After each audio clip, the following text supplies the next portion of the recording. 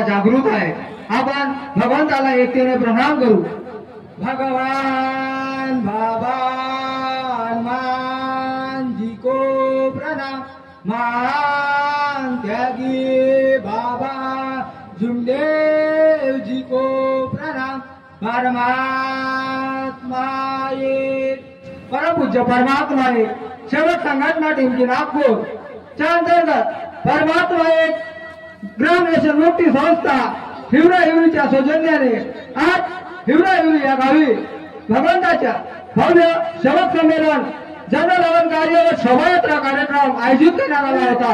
सकाळी ठीक 7 वाजता भगवंताचे हवन कार्य संपन्न पार पडले। त्यानंतर 8 ते 12 या दरम्यान एका भगवंताच्या शोभायात्रेला सुरुवात होऊन 12ला शोभायात्रा सुद्धा संपन्न झाली आणि आता लगेच काही वेळा अगोदर बाबांच्या आदेशाप्रमाणे बाबांच्या शिकवणीप्रमाणे एका भगवंताच्या चर्चासत्राला सुरुवात झाली आणि या चर्चा बैठकीला उपस्थित सृष्टीचे विधाता स्वयं भगवान हनुमानजी उपस्थित आहे, यांना माझा प्रणाम।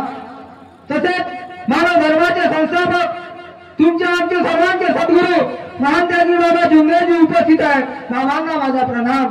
तसेच माझ्या महान त्यागी बाबा जुमदेवजीला नेहमी सहकार्य करणाऱ्या आमच्या मातोश्री लाडक्या उपस्थित आहे, आईंना या मुलांचा नमस्कार। तसेच या चर्चा बैठकीला अध्यक्ष म्हणून लाभलेले बहुउद्देशीय ग्रामीण विमरेट संस्थेचे अध्यक्ष मान्य श्री धनराजजी मानापुरे साहेबांना माझा नमस्कार करता या मंचावर उपस्थित आदरणीय सर्व मार्गदर्शकगण व मार्गदर्शिका ज्येष्ठ सेवक सेविका सर्वांना माझा आदरपूर्वक नमस्कार। तसेच सेवक सेविका व बाहेरून आलेल्या सर्वांना माझा नमस्कार। सेवक बंधूंनो, या मार्गामध्ये कुठलाही व्यक्ती जेव्हा प्रवेश करतो दुःखाच्या त्रासलेल्या कंटाळलेल्या किंवा शेवटच्या टोकापर्यंत जेव्हा त्याचे पाहून जाते त्याच्याच नंतर या मार्गामध्ये प्रवेश करतो, त्यातलाच मी एक सेवक। बघा सेवक बंधूंनो, माझ्या घरी रोज चाले भूतारतीचा खेळ मारा घुमे गोलो गोलो बापा फिरे बोलो। बघा सेवक बंधूंनो, काय परिस्थिती होती घरची। 8 वर्षाचा मुलगा लोकांच्या दारात येऊन घुमत होता आणि माय झोपून पाहे बाप फिरे बोलो। कशी होती हो परिस्थिती माझ्या कुटुंबाची। अहो वन फिरता फिरता बापाला एक दिवस भेटला एक योगी, तो मिळाला बेका मानव धर्माचा सेवक। दिला हो बापानं शब्द, घरचे दुःख झाल्यावर दूर टाको हो मानव धर्माची पावर। का सेवक बंधूंनो, आज आपली पाहण परिस्थिती चर्चा बैठक चालू आहे ना, आपण कुठं हो?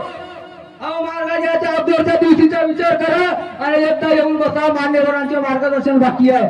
कशासाठी आले हे लोक? अहो मार्गदर्शन करण्यासाठी।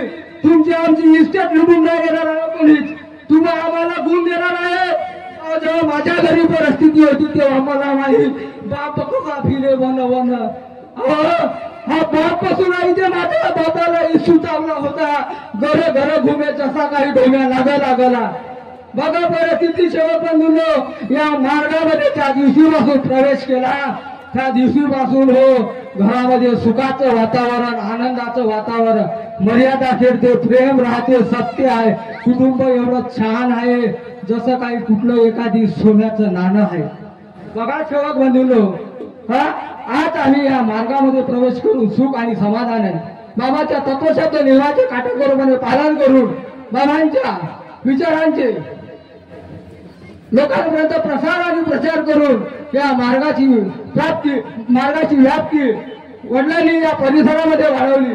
माझे मार्गदर्शक स्वर्गीय श्री वसंतजी गवळी साहेब, आमच्याकडे त्यागाचे हवन कार्य होते। आमच्याकडे त्यागाचे हवन करण्याला जवळपास मला वाटते 2500 गोष्ट आहे। 16 कार्यकर्ते त्या टायमाला हिवरा या गावी पहिल्यांदा आले होते आणि एकच सेवक। मार्गदर्शक साहेबांच्या म्हणण्यानुसार त्यांनी सांगितलं एक छोटासा अनुभव की आज या गावामध्ये एक सेवक आहे, इथून काही दिवसात या गावामध्ये गाव होईल, 100 सेवक होईल, 50 सेवक होईल। बघा आज सत्य परिस्थिती आहे, या गावामध्ये जवळजवळ 50 ते 60 घरांचे सेवक आहेत आणि 50 ते 60 घरांच्या सेवकांची एकता आणि या कार्यक्रमाचे नियोजन बघा कसं झालं।